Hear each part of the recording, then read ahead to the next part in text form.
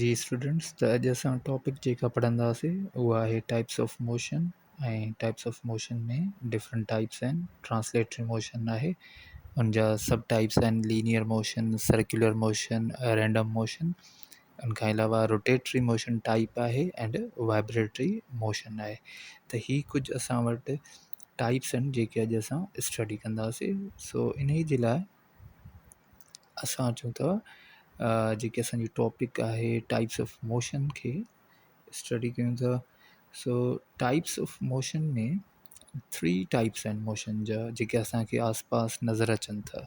Different जेके objects आहिनि उन्हनि जी जेका हरकत आहे उहा 3 क़िस्मनि जी थी सघे थी। उन्हनि में पहिरियों जेको टाइप आहे उनखे असां ट्रांसलेटरी मोशन चवंदा आहियूं। सो ट्रांसलेटरी मोशन छा खे चइजे थो? ट्रांसलेटरी मोशन में 3 सब टाइप्स अची सघनि था। उनमें हिकिड़ो लीनियर आहे, सर्कुलर आहे एंड रैंडम आहे। सो पहिरियों त ॾिसूं ट्रांसलेटरी मोशन छा थींदो आहे। When all points of a moving body move uniformly along the same straight line, such motion is called translatory motion। अगरि असां वटि को ऑब्जेक्ट आहे ऐं उन ऑब्जेक्ट खे ॾिसूं था त उहो ऑब्जेक्ट कंहिं हिकिड़ी लाइन में कंहिं हिकिड़ी डायरेक्शन में मूव करे थो, कंहिं बि डायरेक्शन में।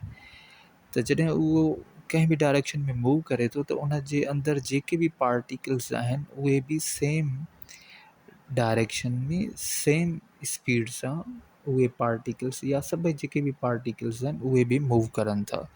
सो हिन बुक खे अगरि असां ॾिसूं त हिन बुक जी जेका मूवमेंट आहे, फॉर सपोज़ इहो बुक अगरि हिन तरफ़ मूव करे थो त जेतिरो मूवमेंट या जेतिरो मोशन हिन पॉइंट जो हूंदो ओतिरो ई मोशन जेको हूंदो उहो हिन पॉइंट जो हूंदो। मीन्स फॉर सपोज़ अगरि हीअ ऑब्जेक्ट हीअ पॉइंट थोरो डिस्टेंस जंहिं स्पीड सां कवर कंदी त सेम हिते जेका पॉइंट हूंदी उहा बि सेम डिस्टेंस तय कंदी, सेम टाइम ते ऐं सेम स्पीड सां। अहिड़े तरीक़े सां हिन बॉडी जे अंदरि जेके बि पॉइंट्स हूंदियूं उहे सेम डायरेक्शन में ऐं सेम स्पीड सां सेम टाइम ते मूव कंदियूं, सेम डायरेक्शन जे अंदरि।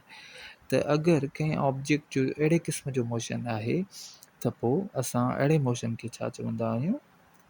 Translatory motion. सो उहो हिकिड़ी स्ट्रेट लाइन में बि थी सघे थो या थी सघे थो त अगरि हिन ॾिसूं असां हिन सर्किल में हिन जी मूवमेंट आहे त अगरि इन सर्किल जे अंदरि को ऑब्जेक्ट का पॉइंट हिते जेका पॉइंट आहे उहा अगरि एतिरो डिस्टेंस मूव करे आई हूंदी त ज़ाहिरी ॻाल्हि आहे इन बुक जे अंदरि जेका हिते पॉइंट हूंदी उहा बि सेम डिस्टेंस तय कयो हूंदो उन बि सेम टाइम ते सेम डायरेक्शन में सेम स्पीड सां हिन पॉइंट बि मूवमेंट ॾेखारी हूंदी ऐं हीअ जेका पॉइंट हूंदी इहा बि पंहिंजी मूवमेंट ॾेखारींदी। सो अगरि मोशन अहिड़े क़िस्म जो आहे जंहिंमें सेम टाइम ते सेम डायरेक्शन में हर हिकु पार्टिकल कंहिंजो इन ऑब्जेक्ट जो मूव करे थो पियो त पोइ अहिड़े क़िस्म जे मोशन खे असां ट्रांसलेटरी मोशन चवंदासीं। या थी सघे थो त इहो मोशन जेको आहे सर्कुलर हुजे या रैंडम हुजे। जीअं हिन में ॾिसूं था हीउ जेको टाइप आहे, सो इन में बि जेके पार्टिकल्स आहिनि बॉडी जा न उहे सेम डायरेक्शन में सेम टाइम ते सेम स्पीड सां मूव करनि था। हिते जेके पार्टिकल्स आहिनि उहे या हिते हुजनि या कंहिं बि जॻह ते हुजनि, जंहिं डायरेक्शन में ही पार्टिकल ही पॉइंट मूव कंदो सेम डायरेक्शन में सेम स्पीड सां ही जेका पॉइंट हूंदी इहा बि मूव कंदी। सो अहिड़े क़िस्म सां असां हिन ट्रांसलेटरी मोशन खे डिफाइन कंदा आहियूं। सेकेंड जेको असां वटि टाइप आहे उहो आहे लीनियर मोशन। सो लीनियर मोशन छा हूंदो आहे? Motion of a body along a straight line is called linear motion. हाणे ही जेके असां टाइप्स पढ़ूं था, जीअं लीनियर मोशन आहे इहो सब टाइप आहे कंहिंजो? ट्रांसलेटरी मोशन जो। सो लीनियर छा हूंदो आहे?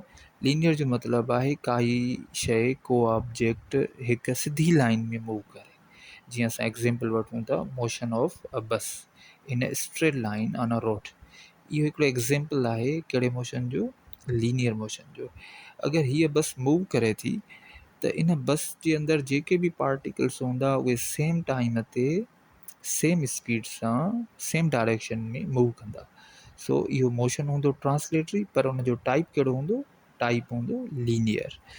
इन खां बाद में सेकंड जेको टाइप आहे, सब टाइप आहे ट्रांसलेटरी जो, उहो आहे सर्कुलर मोशन। सो सर्कुलर मोशन छा हूंदो आहे?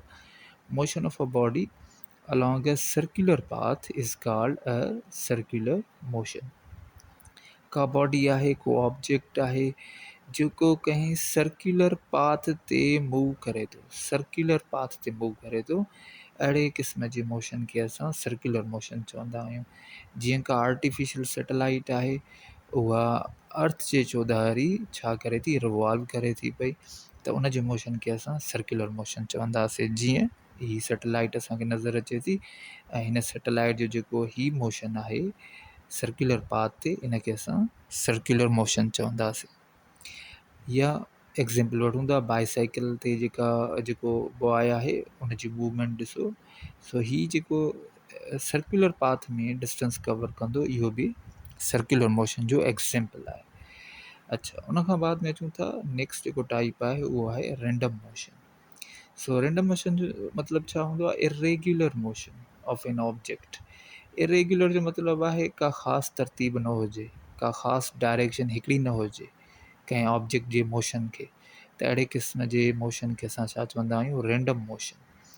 मीन्स को ख़ासि हिकिड़ो तरफ़ न हुजे, जीअं मोशन ऑफ अ बटरफ्लाई या हाउस फ्लाई या डस्ट एंड स्मोक पार्टिकल्स, जेके कंहिं ज़िग ज़ैग पाथ ते मूव कंदा आहिनि। ज़िग ज़ैग पाथ जो मतिलबु आहे को हिकिड़ो तरफ़ न हुजे। अहिड़े तरीक़े सां जेको मोशन हूंदो आहे उनखे असां छा चवंदा आहियूं? Random motion. जीअं हिन एग्ज़ाम्पल में असां ॾिसूं था, ही बटरफ्लाई जो जेको मोशन नज़र अची रहियो आहे, इहो हिकु रैंडम मोशन आहे।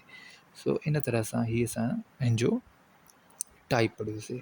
हाणे असां जेको ॿियो टाइप आहे, पहिरियों हुयो ट्रांसलेटरी ऐं उनजा सब टाइप्स। हाणे असां अचूं था सेकंड जेको टाइप आहे, उहो आहे रोटेटरी मोशन।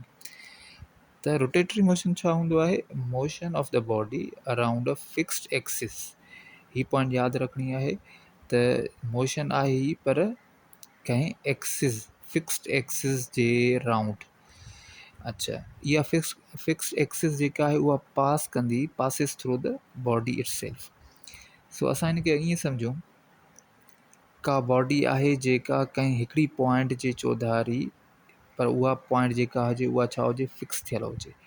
ही को पॉइंट आहे, इन पॉइंट जे चौधारी कंहिं शइ जी मूवमेंट आहे, अहिड़े तरीक़े सां मूवमेंट आहे, पर इन सां छा थींदो त ही जेको ऑब्जेक्ट मूविंग कंदड़ हूंदो न, इहो हर पॉइंट ते हिन एक्सिस सां छा हूंदो? ॻंढियल हूंदो आहे। जीअं हिते असां ॾिसूं था हिन व्हील खे, त इन व्हील जी जेका हीअ पॉइंट आहे न, इहा एक्सिस आहे ऐं इहा फिक्स्ड हूंदी आहे, इहा हिकु हंधि बीठल हूंदी आहे, ऐं हीअ जेको व्हील हूंदो आहे इहो इन चौधारी तव्हांखे मूविंग कंदे नज़र ईंदो आहे। सो अहिड़े क़िस्म जे मोशन खे असां छा चवंदा आहियूं? Rotatory motion. ऐं रोटेटरी मोशन में ई हिकिड़ो मोशन आहे स्पिन मोशन। इहे ॿई रोटेटरी मोशन या स्पिन मोशन सेम वर्ड इस्तेमालु करे सघूं था, पर उनमें थोरो डिफरेंस आहे। ॿिन्ही मोशन में एक्सिस हूंदी आहे, माना हिकिड़ी फिक्स पॉइंट हूंदी आहे जंहिंजे चौधारी जेके ऑब्जेक्ट्स आहिनि उहे मूव कंदा आहिनि। सो रोटेटरी मोशन जो हिकिड़ो एग्ज़ाम्पल आहे व्हील अबाउट द एक्सिल।